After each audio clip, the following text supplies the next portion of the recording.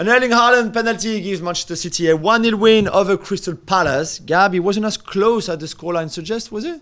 It wasn't. City created tons of chances. What happened I'm not sure. I'm not too sure about tons. Oh, I think City could have scored 4 or 5. Erling Haaland could have had a hat-trick in this game. Erling Haaland's finishing was not on in this game, which is fine. You know, you can have a day off when you're 22 years old and you've got 28 goals in 26 games. I was disappointed in Palace. I thought, okay, you just go there to defend it. You know, you're in mid-table. Show me something. Show me something. You're not going to go down, right? And just to say what? So like, oh, we've taken a point from City.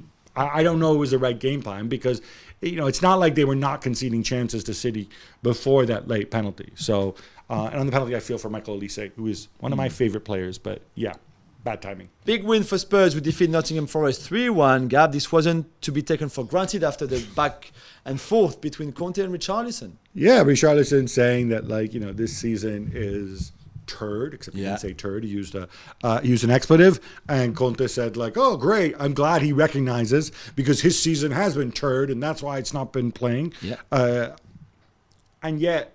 And then you've got the anger of the fans. You've got the uncertainty of Conte's future, anger of the fans at Conte, at Daniel Levy, at some of the players, but they put all of that aside for 90 minutes. I mean, Forest away from home this season is just dreadful. So, you know. Forest are what Richarlison can describe in many ways. I think it's a reminder that in sports, whenever there's infighting, it can all damage you, but ultimately you're all pulling for the same common goal once you step onto that pitch or that court.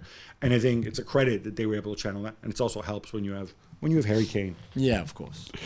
So much for Liverpool sparking back into life, Jules. Mo Salah misses a penalty. They don't play well, and they lose to bottom of the table Bournemouth. I still don't know why he took the penalty the way he did. It's such a bad miss for such an incredible player, really.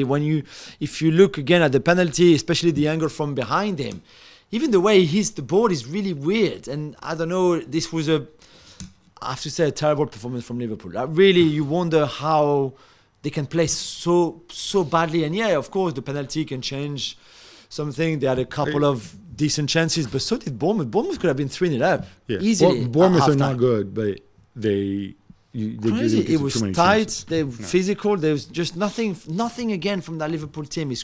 Is crazy. Newcastle beat Wolverhampton Wanderers 2-1 to keep the Champions League hopes alive. But Jules, should Nick Pope have been sent off? Whoa! Personally, I think so. Yeah, I really struggled to understand how he was not sent off, how that was not a penalty.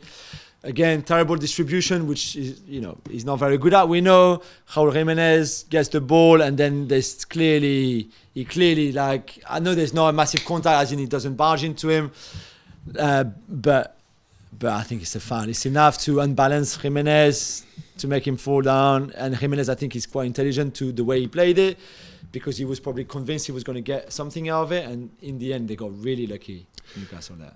Yeah, although I think lucky. No, lucky wasn't sent off. I think the win ultimately was deserved. By the way, I'm waiting for somebody to go and make some sort of GIF or animation of Miguel Almiron's eyes. After he scores a goal, he goes, he hugs somebody in the ground. His eyes literally pop out of his head. Cartoonish. Yes.